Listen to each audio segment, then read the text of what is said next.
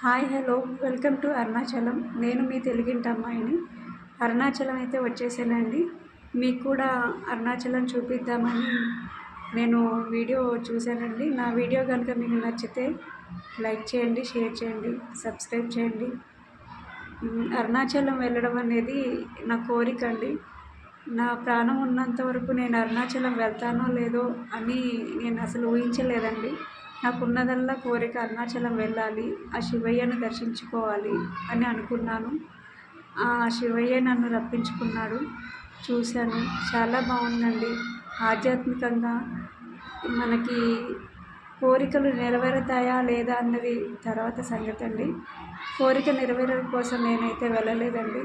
నేను నా ప్రశాంతత కోసం, నా మనశ్శాంతి కోసం, నాకు అనుకున్నది జరిగినా జరగకపోయినా నేను దేవుణ్ణి చూశాను అన్న సంతృప్తి నాకు ఉందండి.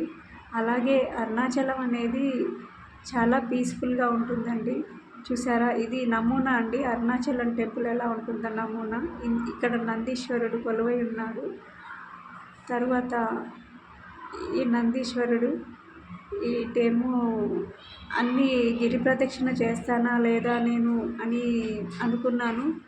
అక్కడ నుంచి హారతి మొదలుపెట్టినప్పటి నుంచి చేస్తానా లేదా అని దేవుడి మీద భారం వేసి, దేవుడా నీవే దిక్కు, నాకు ఇంకెవరు లేరు, నువ్వే అన్నీ చూసుకో తండ్రి, నా గిరి ప్రదక్షిణ నేను ఎలా చేయాలో దారిలో నువ్వే నాకు తోడుగా ఉండని మొక్కుకుంటూ ఓం నమ శివాయ అనుకుంటూ వెళ్ళాను.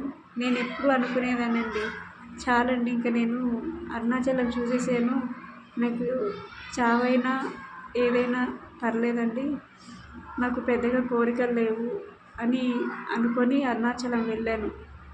ఆ దేవుడు నాకు కోరికలు తీరుస్తాడా తీర్చడా అన్నది సంగతి పక్కన పెడితే, నేను అక్కడున్న గిరి ప్రదక్షిణ చేసినప్పుడు ఉన్న చుట్టూ గుళ్ళను చూసుకుంటూ, ఆ లింగాలను చూసుకుంటూ సంతోషంగా నడక సాగించుకుంటూ ఎంజాయ్ చేశానండి.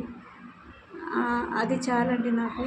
అర్ధనారీశ్వరి టెంపుల్ చాలండి. నాకు వాయులింగాలు, తండ్రి అన్నీ నువ్వే చూసుకోతా, నీ దగ్గరికి నన్ను రప్పించుకున్నావు కదయ్యా, అంతే చాలయ్యా, అంటే నాకు ఇంకేం అవసరం లేదయ్యా.